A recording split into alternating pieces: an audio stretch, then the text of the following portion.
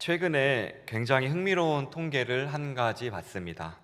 직업에 관련된 통계였습니다.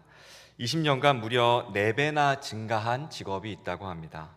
무엇인 줄 아시겠습니까? 바로 무속인입니다. 2000년대 초반 약 20만 명으로 추정되었던 무속인 인구가 20년이 지나서 4배나 성장해서 무려 80만 명이나 된다라고 합니다. 통계로 정확히 잡히지 않아서 그렇지 어떤 전문가들은 최대 100만 명까지도 보기도 합니다. 이 숫자가 얼마나 대단한 숫자냐면 대한민국 경찰의 숫자가 총 13만 명입니다. 그리고 고등학교 교사 선생님이 13만 명이 되지 않습니다. 유치원, 초등학교, 중학교, 고등학교 모든 선생님을 합쳐야 50만 명이 조금 넘는다고 하는데, 무속인의 인구는 대한민국의 모든 교사를 합친 수보다 아득히 뛰어넘고 있습니다. 그러고 보면 현재 대한민국은 이제 무속의 나라라고 해도 과언이 아닐 정도입니다. 그러면은 왜 이렇게 무속 인구가 급증하게 되었을까요? 전문가들이 다양한 의견을 냈는데요. 3가지 정도로 한번 추려 보았습니다. 첫째는 사회 경제적 불안과 불확실성의 증대입니다. 부동산 폭등, 부의 양극화, 고용 불안정 등으로 미래에 대한 불확실성이 커졌다라는 겁니다. 예전에는 개인이 열심히 노력하면은 어느 정도 보상을 받았는데, 요즘에는 개인의 노력으로는 도저히 뛰어넘을 수 없는 구조적인 벽이 이제 많은 이들을 좌절케 한다는 것이죠. 이렇게 모든 것이 불확실하기 때문에 사람들은 자신의 운명이나 앞날에 대해서 확실한 답, 그리고 이 정도는 내가 알고 있어야 된다라는 통제감이라고 얻고 싶다는 것입니다. 예를 들어서 제가 취업이 될까요? 아니면은 전공은 이걸로 할까요? 올해는 남자친구가 생길까요? 여자친구가 생길까요? 결혼해도 될까요? 집은 사도 될까요? 등등 지극히 현실적인 문제에 대한 답을 점이나 굿을 통해서 얻으려고 한다는 것입니다. 내가 적어도 이것만은 알아야겠다는 심리가 여기에 깔려 있다는 것이죠. 그래서 사회가 불안하면 불안할수록 무속 인구가 증가한다는 것입니다. 둘째로, 무속 인구의 급증한 이유는 심리적 정서적 위안에 대한 갈증이 커졌다는 겁니다. 현대 사회의 특징은 개인화와 핵가족화입니다. 이는 정통적인 공동체와 가족의 지지 기반이 약화되었다는 것을 의미합니다. 우리가 예전에 힘들 때는 가족이 모여서 아니면은 근처 이웃들이 모여서 함께 머리를 맞대고 의논하면서 다 같이 문제를 풀어갔는데, 오늘날에는 이제는 그 혼자서 개인화가 되기 때문에 그 모든 문제들을 개인이 짊어져야 된다는 것입니다. 바로 그 틈을 무속신앙이 파고들었다는 것입니다. 무속인들은 단순히 미래를 점쳐주는 것을 뛰어넘어서 찾아온 이들의 하소연도 들어주는 심리 상담가자, 영적 조언가 역할을 한다는 것입니다. 여전히 우리 한국 사회에서는 정신과 상담은 문턱이 높은데, 비교적 문턱이 낮은 무속신앙을 찾아가서 이러한 위안과 평안을 누린다는 것입니다. 마지막으로 무속이 급증한 이유는 무속에 대한 대중인식의 변화라는 것입니다. 과거에 음지에 있었던 무속이 미디어를 통해서 굉장히 세련돼지고 긍정적인 의미로 탈바꿈했습니다. 우리는 TV를 보거나 유튜브, SNS를 보면은 젊고 매력적인 이미지의 무속인들이 등장하고, 또한 무속을 소재로 한 영화, 애니메이션, 웹툰들을 통하여서 젊은 세대에 큰 호응을 얻고 있습니다. 동시에 온라인을 통하여서 점을 보거나 온라인으로 상담을 하는 것들이 쉬워져서 젊은 세대에게는 무속이 더 이상 무섭거나 낯선 것이 아니라 가볍게 이용할 수 있는, 그리고 혹은 자기 탐색 도구 정도로도 이제 여겨진다는 것입니다. 사랑하는 성도 여러분, 이 3가지 이유가 이렇게 맞물려서 지금 대한민국은 불확실성에 대한 따른 불안, 정서적인 공허함, 왜곡된 인식 속에서 우상과 거짓 영이 판치는 나라가 되고 말았습니다. 그런데 우리가 놓쳐서는 안 될 중요한 사실이 하나 있습니다. 이것을 단순히 그저 이 세상의 타락이라고 비판만 할 것이 아니라 이 현상이 우리에게 던져주는 아픈 질문 하나 새겨봐야 됩니다. 왜 이렇게 수많은 이들은 무속을 택했을까요? 그들은 단순히 자신의 문제를 해결하기 위해서, 그들은 단순히 자신에 대해 문제의 답을 찾기 위해서 필사적으로 손을 뻗은 것 뿐이었습니다. 이 말은 어쩌면 그들이 답을 찾아 헤매는 동안, 그들이 목마름을 해결하기 위해서 참된 생수를 찾는 동안 기독교가, 우리 교회가, 우리가 그들에게 참된 답을 주지 못한 것은 아닌지라는 자문을 하게 됩니다. 실제 통계를 봐도 기독교 인구는 점점 줄어들어가고 있으며 특히 20, 30대 젊은 인구층의 감소가 심각합니다. 어쩌면 기독교를 떠난 이 젊은 층들이 그 인구가 무속으로 흘러갔다고 해도 과언이 아닐 정도로 그 편차가 심하다는 것이죠. 이제 한국은 기독교가 답이 아닌 무속이 답처럼 되어버린 나라가 되었습니다.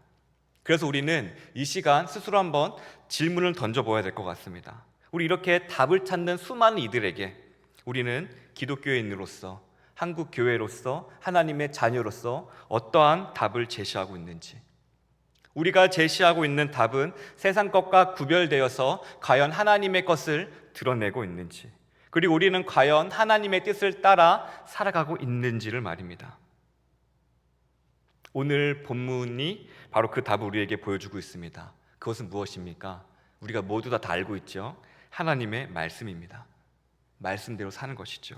오늘 말씀을 통해 이 세상이 줄 수 없는 답을 확인하고, 말씀을 통해 세상이 줄 수 없는 은혜를 함께 누릴 수 있는 저와 여러분 되길 주님의 이름으로 축원합니다. 불안하고 외롭고 무언가 확실할 것을 잡고 싶은 이 세대에 우리는 무엇을 보여주어야 될까요? 아까 말씀드린 대로 우리는 하나님의 말씀을, 그리고 하나님의 말씀대로 살아가는 삶을 그들에게 보여주어야 합니다. 오늘 본문은 그 삶을 보여주고 있는데요, 그리스도인의 삶 가운데서 그 중에서 특별히 분별을 말씀하고 있습니다. 우리는 오늘 답을 찾을 건데, 우리는 답을 찾는 이들에게 분별된 그리스도인의 모습을 보여줘야 한다라는 답을 한번 살펴보도록 하겠습니다. 그렇다면 우리가 분별된 그리스도인이라고 했는데, 분별이라는 것은 과연 무엇일까요? 분별의 사전적 정의는 옳고 그름, 그리고 좋고 나쁨을 가리는 능력입니다. 즉, 분별하기 위해서는, 무엇이 좋고 그름을 알기 위해서는 기준이 있어야 된다는 것입니다. 기준이 없으면 분별할 수 없기 때문입니다.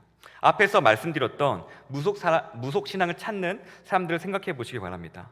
그들이 갖고 있는 분별의 기준은 무엇입니까? 바로 나의 성공과 나의 아니입니다. 내가 잘 될 수 있을까?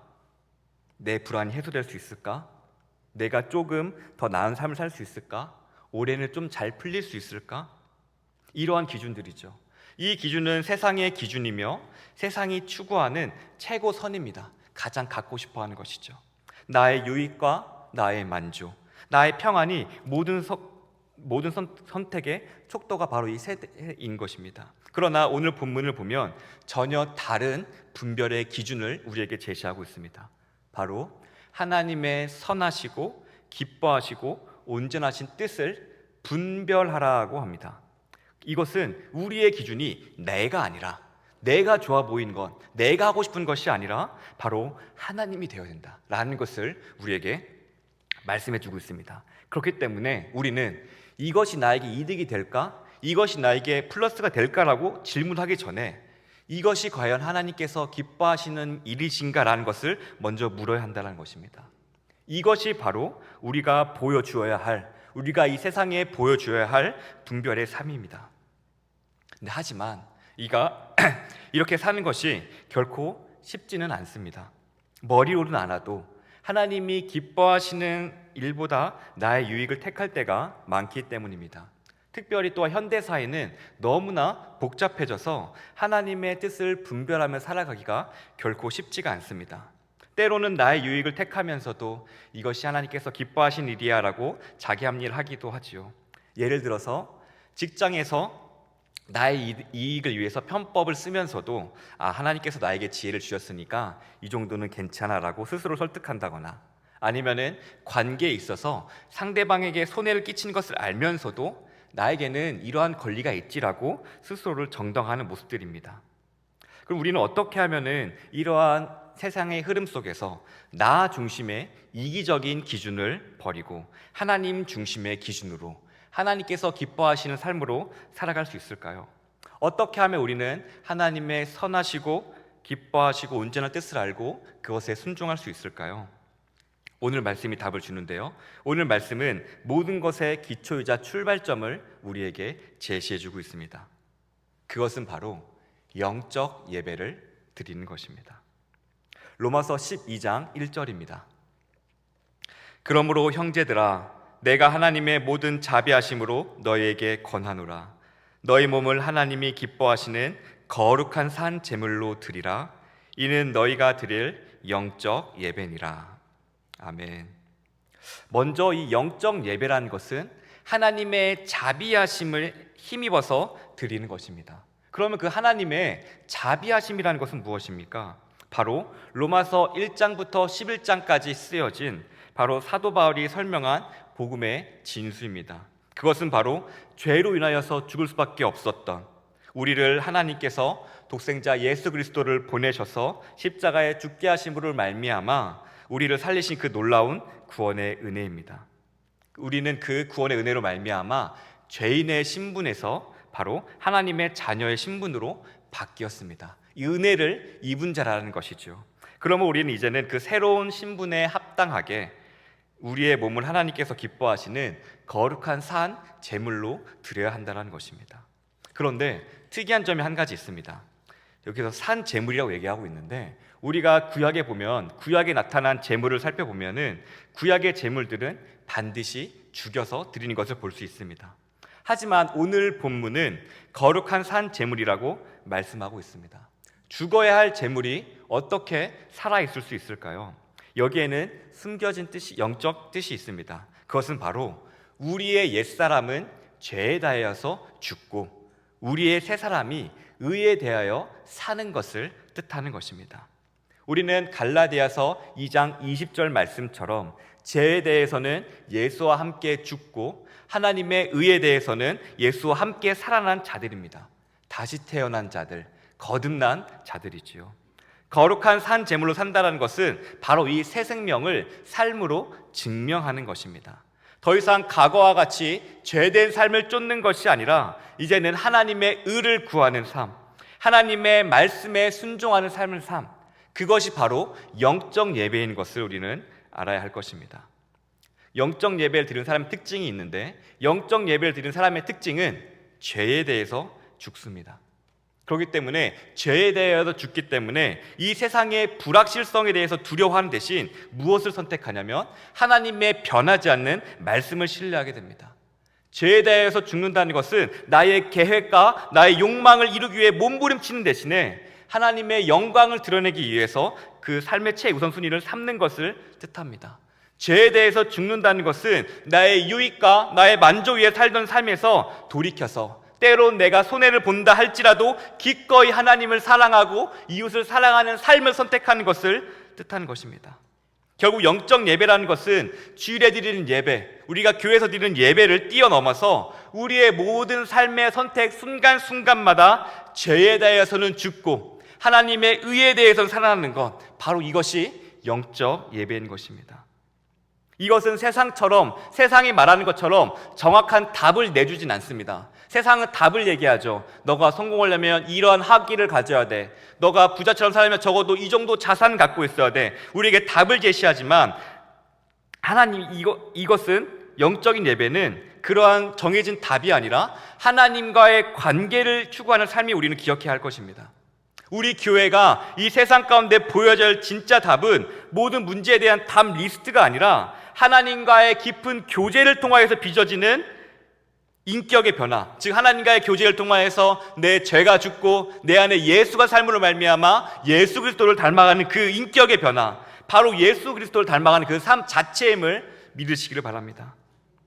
그러므로 말미암아 하나님과의 깊은 교제로 말미암아 그 영적 예배로 그리스도를 닮아가고 그것으로 이 세상 가운데에 진짜 답을 보여줄 수 있는 저와 여러분 되기를 주님의 이름으로 축원합니다. 하나님의 뜻을 분별하는 두 번째는 이 세대를 본받지 않는 것입니다. 오늘날 이 세대의 방식은 무엇입니까? 오늘 우리 한국 사회가 무속을 찾는 것과 굉장히 일치합니다. 먼저 이 세대는 손쉬운 인간적인 답을 먼저 추구합니다. 하나님의 주권과 신실한 인도하심을 기다리기보다 당장 내 눈앞에 있는 불안을 해소해 줄 점괘나 사주 같은 즉각적인 답을 원합니다. 그러면 왜 사람들이 이렇게 하나님을 신뢰하기보다 이런 즉각적인 인간적인 방법을 택할까요? 왜냐하면 그 길이 보기에 훨씬 쉬워 보이기 때문입니다. 하나님의 방식에는 우리가 모두 다 알고 있듯이 인내가 필요합니다. 시간이 필요합니다. 그 시간 가운데는 때로는 고난과 눈물이 동반되게 됩니다.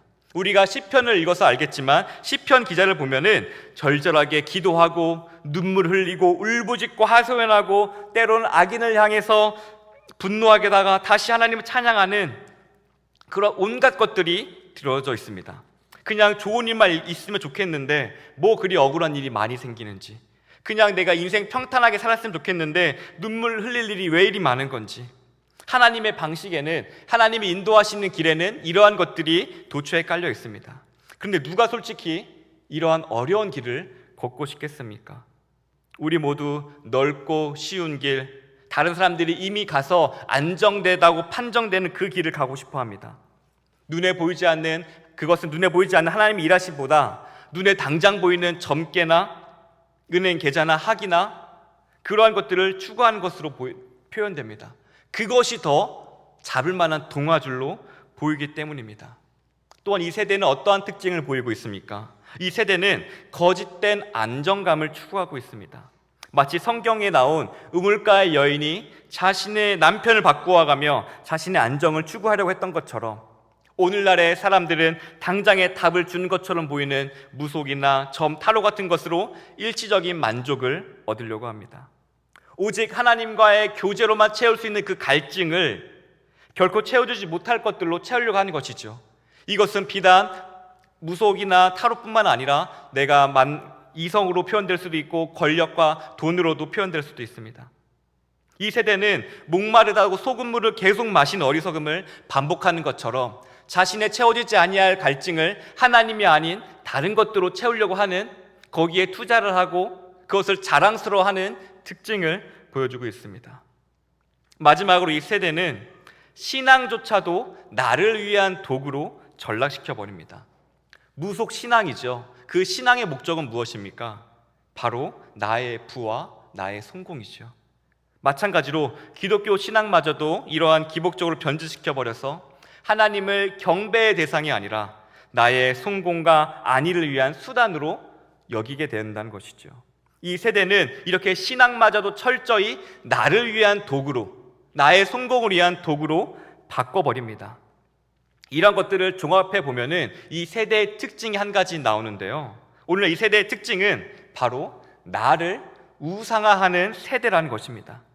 나의 불확실성을 없애기 위해서 눈에 보이는 것을 쫓고, 나의 불안함을 해결하기 위하여서 일시적인 만족을 찾으며, 나의 성공을 위해서 신앙까지 이용하는 것, 이것이 바로 사람들이 하나님이 아닌 무속인 택하는 이유이기도 하죠. 철저히 나를 위한 선택에 최적화되었기 때문입니다. 그런데 이것은 우리의 마음과 우리의 미래를 하나님이 아닌 다른 것에 맡기는 행위로 명백히 죄라는 것을 우리는 알아야 할 것입니다. 하나님만이 우리의 참된 안식이요 영원한 만족 되시는 분임을 믿으시길 바랍니다. 그러나 이 세대는 하나님이 아니라 다른 것들로 자신의 만족과 유익을 찾으려고 합니다. 그것이 바로 성경이 말하는 죄입니다. 오늘 말씀은 이러한 세대들을 본받지 말고 하나님이 아닌 다른 것에서 얻으려고 하는 만족과 유익을 찾으려고 하는 모든 시도들을 단호히 거부하라고, 이 세대를 본받지 말라고 우리에게 분명히 말씀하고 있습니다. 그러면 어떻게 마음을 새롭게 하여 변화를 받아들일 수 있을까요? 이 세대를 본받지 않는 것, 이 세대의 것을 비워내는 것만으로는 부족합니다. 우리는 그 세대 것을 본받지 않고 그것을 우리 가운데서 비워냈다면은 이제는 비워낸 자리에 하나님의 말씀과 성령의 조명으로 그 빈자리를 적극적으로 채워야 합니다. 우리는 누가복음에서 귀신 나간 사람의 비유를 기억합니다. 귀신이 쫓아졌습니다. 깨끗하게 비워졌지만 그것을 선한 것으로 채우지 않으니 7 귀신이 더 들어와서, 더 악한 귀신이 들어와서 그 사람의 형편이 더욱 어려워졌던 우리는 이 누가복음 예수님의 비유를 기억합니다. 마찬가지로 우리가 세상의 가치관을 거부했다면, 우리가 세상에 쫓는 것들, 눈에 보이는 것을 쫓는 것, 나의 불안을 해결하는 것을 쫓는 것, 내 당장의 기쁨을 주려고 하는 것, 그런 것을 쫓는 것을 내가 거부했다면은 그 빈자리는 반드시 하나님의 말씀으로 채워야 합니다. 우리는 여러 모임이 있죠. 새벽 예배나 우리의 지금 구역 모임은 쉬고 있지만 구역 모임, 중보 기도회, 어머니 기도회, 빌립전도회, 또한 9월부터 다시 새롭게 시작될 틈새 예배와 성경 공부 등등 우리 이러한 모임들이 많이 있습니다. 이 모임은 우리가 세상을 본받지 않고 하나님의 것을 내 안에 세울 수 있는 축복의 자리임을 기억해야 할 것입니다. 그것이 불편한 자리가 아니라, 그것이 어려운 자리가 아니라 그 자리가 내 안에 하나님의 것을 세우는 자리구나, 내 안에 있는 세상의 가치관을 몰아내고 그 예배의 자리와 모임의 자리와 성경 공부의 자리가 내 안에 생명을 주는 자리구나 라는 것을 우리가 기억해야 할 것입니다. 그렇게 우리가 내 안에 말씀과 기도, 건강한 교제로 우리를 채워나갈 때에 하나님의 기준이 우리 안에 반드시 바르게 서고 근본적인 변화 우리가 경험하게 될 것입니다. 그럼 이렇게 우리가 하나님께 영적인 예배로 우리의 삶을 드리고 세상 본받기를 거부하여 말씀으로 새롭게 될 때에 우리는 무엇을 경험하게 될까요? 바로 그렇게 될 때 우리는 비로소 하나님의 선하시고 기뻐하시고 온전하신 뜻이 무엇인지 분별하게 될 것입니다. 사랑하는 성도 여러분, 우리는 여기서 한 가지 중요한 사실을 기억해야 합니다.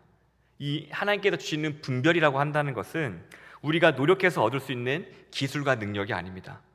내가 대가를 지불하고 얻을 수 있는 것이 아닙니다. 이 분별이라는 것은 내가 하나님께 거룩한 산 제물로 드려지고 내가 말씀으로 변화된 삶에 자연스럽게 맺히는 열매이자 하나님께서 주시는 선물임을 기억해야 할 것입니다. 하나님께서는 이 분별의 문제에 있어서, 우리 인생의 문제에 있어서 이렇게 하지 않습니다. 너 A를 선택해라, 너 B를 선택해라, 그렇게 하면서 우리에게 정답 용지를 주시는 분이 아닙니다. 대신 하나님께서는 우리가 그 문제 앞에서 하나님 앞에 하나님 마음을 생각하고 그 문제 앞에서 하나님의 관점을 선택할 수 있는 사람으로 우리가 분별되기를 원하십니다. 하나님께서는 우리에게 정답을 던져주시고 우리가 그대로 따라가는 로봇을 만들려고 한 것이 아니라 우리가 하나님을 알고 사랑함으로 말미암아 하나님을 닮아가는 자로서 그 선택을 하는 자로 우리를 바꿔가기 원하시는 겁니다. 마치 우리 자녀가 건장한 성장 어른으로 자라기 바라는 것처럼 하나님께서는 우리가 자신을 닮아서 올바른 선택들을 하는 건강한 그리스도인으로 장성한 분량에 이르는 자로 커가기를 원하시는 분이시라는 것입니다. 세상은 예를 들어서 이제 취업이 될까 불안해하는 청년들에게 무속인들은 얘기할 겁니다. 어디 지원이라 말할지 모릅니다. 또한 자녀 입시에 대해서 묻는 부모에게 어떤 무속인은 부적을 쓰라고 당장의 답을 줄지도 모릅니다. 그러나 하나님은 그 과정을 통해서 너의 재능을 주신 분은 누구시며 너의 인생의 주인이 누구신지를 묻는 분이 우리 하나님입니다. 그래서 그 결과가 어떠하든지 간에 그 가운데서 감사하며 또한 그 주어진 환경과 내 처해진 모든 것 가운데서 일하신 하나님을 기대하며 하나님의 영광을 위해 최선을 다하게 하는 사람으로 우리를 빚어가기 원하시는 분이 바로 우리 하나님이십니다. 환경이 어떠하든 내가 그것을 가졌던 못 가졌던 성공했던 실패했던지 간에 그 가운데서 그리스도인다운 사랑과 인내와 용기와 오래 참음의 열매를 맺게 하기 원하시는 분이 우리 하나님이시란 것입니다. 장미꽃이 들판에 심겨지든 쓰레기통 옆에 심겨지든 여전히 장미꽃이든 하나님께서는 우리에게 너가 어떠한 환경에 처했든지 어떠한 것을 가졌든지 못 가졌든지 간에 하나님의 자녀를 닮아가는 하나님의 자녀로서 맺어야 될 열매를 맺기를 원하신다는 것입니다. 이것이 바로 세상이 줄 수 없는 하나님이 우리에게 주시는 참된 답임을 믿으시기를 바랍니다. 그러므로 이 분별의 핵심은 내가 이 세상 가운데서 남들보다 조금 더 앞서가고자 하고 더 많이 쌓고 더 이루고자 한다는 것이 아니라 하나님 앞에서 하나님과 교제를 통하여서 내가 어떠한 사람이 되느냐라는 것입니다. 하나님과 지속적인 교제를 통하여서 하나님께 묻고 순종하면서 하나님을 닮아가는 선택, 하나님을 더 사랑하는 선택, 죄에 대하여서 죽고 하나님께서 기뻐하시는 의를 선택하는 선택, 매일의 삶에서 그것을 살아내는 것. 그럴 때 우리는 교회에서뿐만 아니라 우리의 일상 가운데서도 변함없이 하나님을 사랑하는 참된 분별의 삶을 살아가게 될 것입니다. 사랑하는 성도 여러분, 우리는 답을 찾아 헤매는 이 시대의 모습을 보았습니다. 무속인구의 증가를 통해서 보았죠. 근데 우리는 그들의 모습 속에서 어쩌면 굉장히 불안하고 외롭고 확실한 무언가를 찾고 싶어 했던 우리의 모습을 보았을지도 모릅니다. 아, 맞아, 나도 저렇게 했을 텐데, 나도 눈앞에 있는 것을 갖고 싶고 나도 불안한데 생각할 수도 모릅니다. 그러나 하나님께서는 세상이 줄 수 없는 진짜 답을 우리에게 주셨습니다. 그것은 바로 분별하는 삶, 하나님과 교제함으로 하나님의 열매를 맺는 삶입니다. 그래서 우리는 오늘 말씀을 통하여서 두 가지를 함께 결단하기를 원합니다. 첫째로, 우리의 삶의 주권이 하나님께 있음을 믿고 우리의 삶을 거룩한 산 제물로 주님께 드리는 것입니다.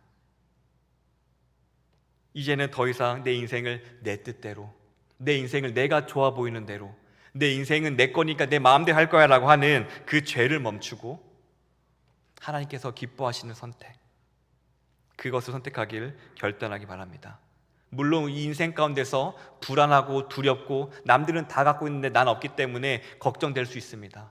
그러나 그 불안할 때마다 환경을 보지 말고 우리를 인도하시고 우리를 제어해서 구원하시고 천국까지 인도하실 그 하나님을 바라보시기 바랍니다. 그 불안할 때 주님을 바라보면 주님께서 우리에게 함께 하실 것입니다. 그리고 눈에 보이는 것과 손에 잡히는 것은 끝내 사라지고 없어질 뿐입니다.